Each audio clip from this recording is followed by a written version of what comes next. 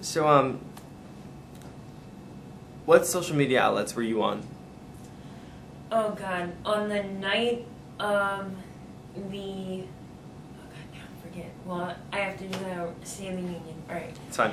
On the night of the State of the Union, I was on the Moodle chat, Twitter, Facebook, pretty much just about everything where everyone could have possibly been talking about it. Okay, describe your experience. Well, I am a student assistant teacher for Miss Laufenberg in her 11th grade class, and then I'm also a student in her 12th grade class. So it was interesting sort of taking the role of like student assistant teacher while simultaneously being a student participating in the discussion. And I think it was really intriguing the way everything came through. I stopped using the Facebook page or thread wherever it was going maybe about 10 minutes into the entire speech, and at that point I was just on Twitter and the main chat because it was just too much to handle. And I was really impressed by the number of students that were on the SLA Moodle chat in addition to Twitter, because on Twitter, in addition to the students, you also get the perspective of the other people you're following. So I am from working at EduCon, which is an educational conference hosted at Science Leadership Academy, the school here. I have lots of connections with other teachers, and so I found it really interesting to hear their perspective in addition to obviously just the other students. And then with regard to the Moodle chat, I think it was interesting because people felt willing to express their opinions at will, and I know that I had some times, where I disagreed with some of the other students' view on the speech, and then there were times where they disagreed with my view, and I think it was really interesting to be able to talk and hear what other people had to say about their opinion while simultaneously watching it and saying, oh, that's a bad idea, let's ask a question about this, and then having a second later the president give an answer to that possibly, and then someone say, oh, there it was answered. Or I'm a big fan of fact-checking things, so I had the PolitiFact website up simultaneously, and for example, the spilt milk joke was actually false, and it was funny, but the information behind it was actually a false statement. So I found it kind of funny, and then I was able to put that link in the chat and say, it might have been funny, but it wasn't true. And then it's really interesting to hear how other people say, oh wow, I never would have thought something like that wouldn't have been true, or things like that. So I think it really, A, brings everyone together, B, gets the entire student body talking about something that is so important for people to become involved in, and especially with people in their senior year, most of them will be able to vote in the next election, and I think that it's good for them to hear both sides of things and hear from not news media outlets, because then it makes things a little bit more authentic, and it also removes some of the bias from other news sites. So I think that having it stripped down to the actual person saying the actual thing and being able to provide commentary on the side really gets it down to the root of the issue, which is making sure that people are informed, especially going into the next election.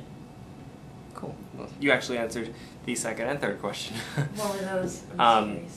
What were some of the connections that you made during the address? Describe the bingo portion of our assignment. So the bingo portion of the assignment was in an attempt to get more students watching the actual event and participating in it. And so everyone had a blank bingo board and had to fill it in with the various actions or words or phrases or topics that they thought might come up in the actual event. And so whoever, as you were watching it, you would go ahead and mark off when you got something. And I don't know, I think one of the other students got their first bingo maybe something ridiculous, like 45 seconds into the first event. Meanwhile, it took me, I got my board to the point where every square would give me at least 2 bingos, but I hadn't gotten one yet. And so that was very frustrating. But in the last 10 minutes, I finally got like 3 bingos all with 1 square.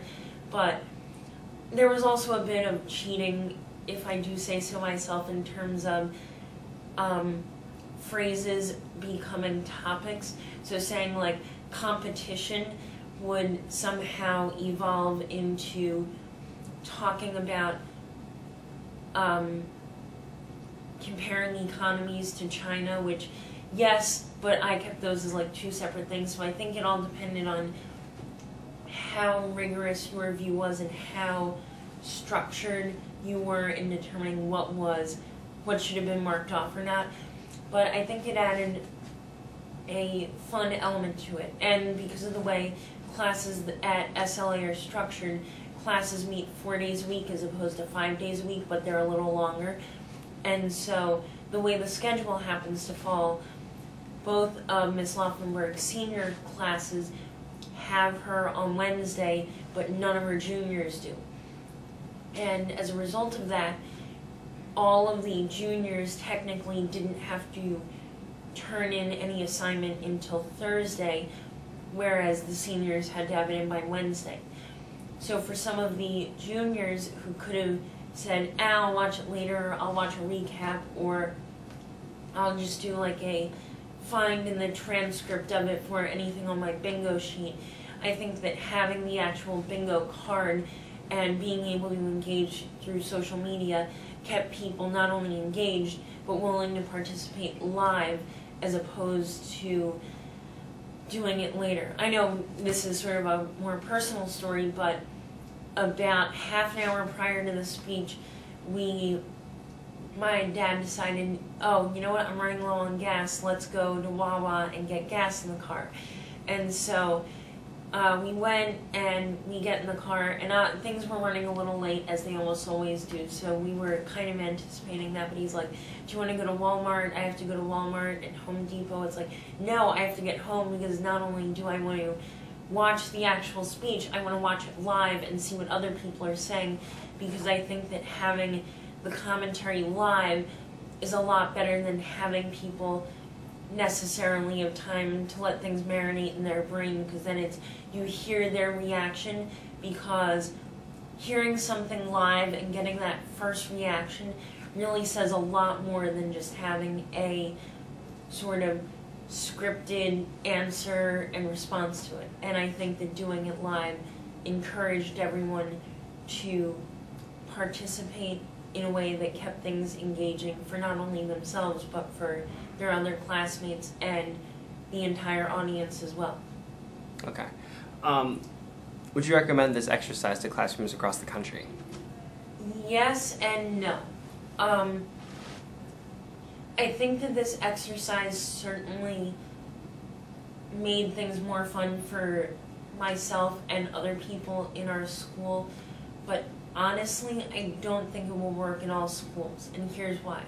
First of all, many children and students aren't as mature on social media sites as the students in our school are, and I'm not saying that's necessarily just because of the people that we select, but also because social media is such an important part of our classes here.